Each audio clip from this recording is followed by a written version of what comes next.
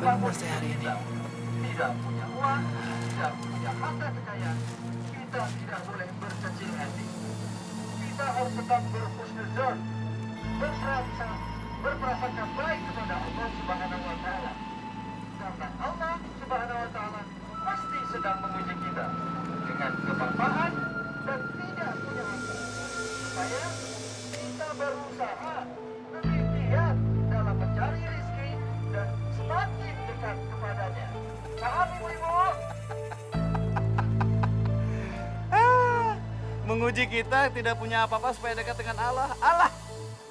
Eta mas saya juga bisa ngomong kayak gitu. Tuh. Dasar calo surga, jadi calo aja ke surga. Kamu mah kagak nyampe ke surganya, cuma dapat tip.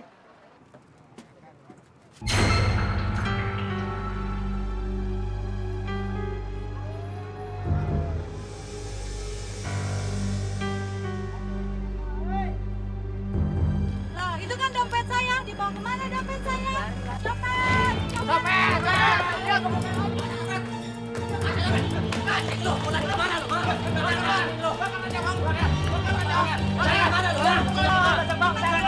Sendiri. Dompet saya. Emang iya ibu kehilangan dompet? Iya, benar, kehilangan. Udah saya yang periksa. Apa ini? Apa betul ini punya ibu? Betul. Terima kasih, Pak. Kamu, mulai hari ini kamu saya pecat. Pergi sana.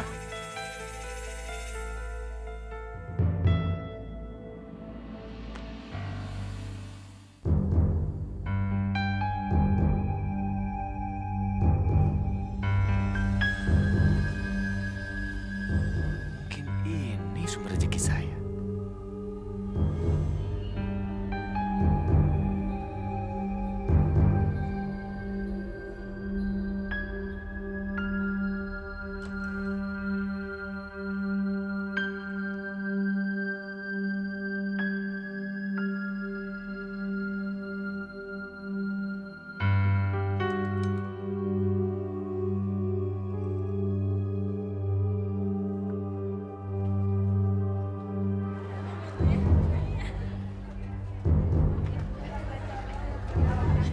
Kalimantan. Udah punya istri. Gawat nih, saya bisa ketahuan.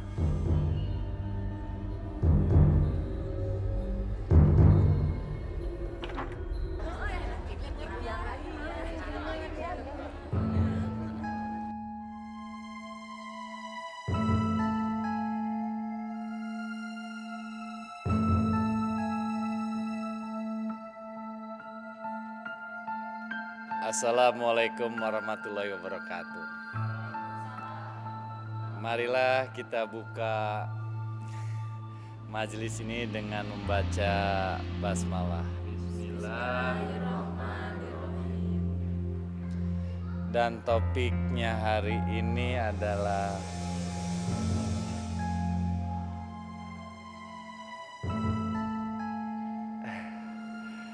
mengenai poligami, Ibu. Sekarang kita sering menemukan kasus poligami, menyakitkan, menyebalkan, tapi kenyataannya ada di hadapan kita, Ibu. Banyak sekali laki-laki yang merasa setelah mereka berhasil, mereka berhak untuk poligami, Ibu. Padahal sesungguhnya tidak pernah mereka bisa berhasil tanpa adanya jasa-jasa dari para ibu-ibu di sini. Siapa coba yang masakin minumannya, masakin makanannya, nyiapin bajunya, kalau bukan ibu-ibu, betul? Betul, Pak Ustadz. Memang betul, Ibu, di dalam surat Al-Baqarah dikatakan diizinkan bagi kamu menikah dengan seorang perempuan lebih daripada 1, 2, 3, dan 4. Tetapi asal mampu bersikap adil. Tapi kalau kita melihat surat An-Nisa dikatakan bahwa sesungguhnya manusia tidak bisa bersikap adil. Jadi artinya itu tidak boleh, Ibu. Ibu-ibu setuju? Setuju. Nah, jadi kalau kita melihat seorang laki-laki berhasil, jangan sombong. Karena dia harus ingat, dia berhasil karena doa ibu-ibu. Ibu-ibu berdoa supaya suaminya maju. Ibu-ibu berkorban ngurus anak. Itu ibu-ibu lakukan dengan ikhlas. Tapi si laki-laki kalau sudah berhasil suka lupa ya ibu ya. Iya. Setuju ibu? Setuju.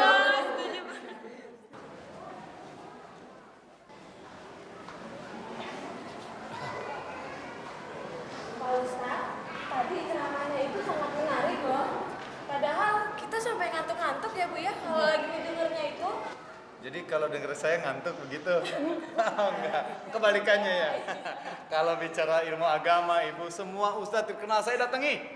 Jadi kalau bicara soal dakwah ya gimana gitu ya. Hal biasa lah buat saya. Oh, kalau gitu nanti kalau saya ada acara, Pak Ustadz mau ya ngisi acaranya untuk buat ceramahnya. Iya, yakin bisa. Bu Lisna. Iya, ada. Neng Leli Bu Lisna. Kenapa anak saya? Neng Leli pingsan Bu Lisna di rumah.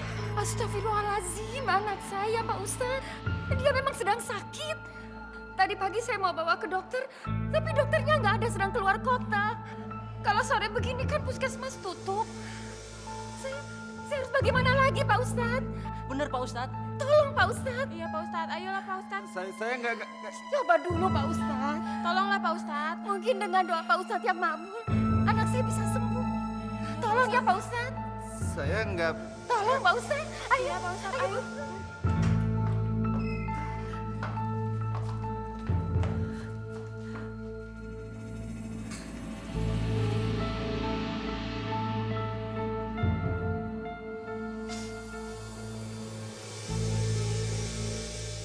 Gimana Pak Ustadz? Oh iya, sebentar.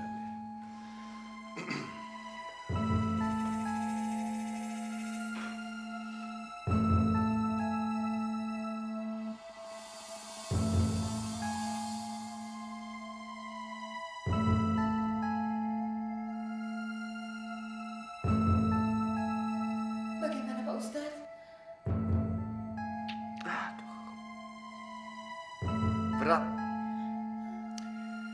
Berat sekali penyakit anakku ini. Tapi ibu jangan khawatir, Bu. Saya akan berusaha mengobati putri ibu ini dengan syarat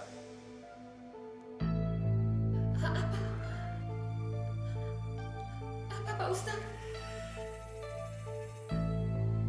syaratnya ibu harus melakukan pengajian semalam suntuk dan harus malam ini juga, Bu.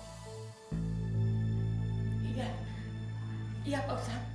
Saya akan mengundang tetangga-tetangga untuk mengaji di sini. Dan tolong, Bu, tinggalkan saya sendiri di kamar ini bersama putri ibu.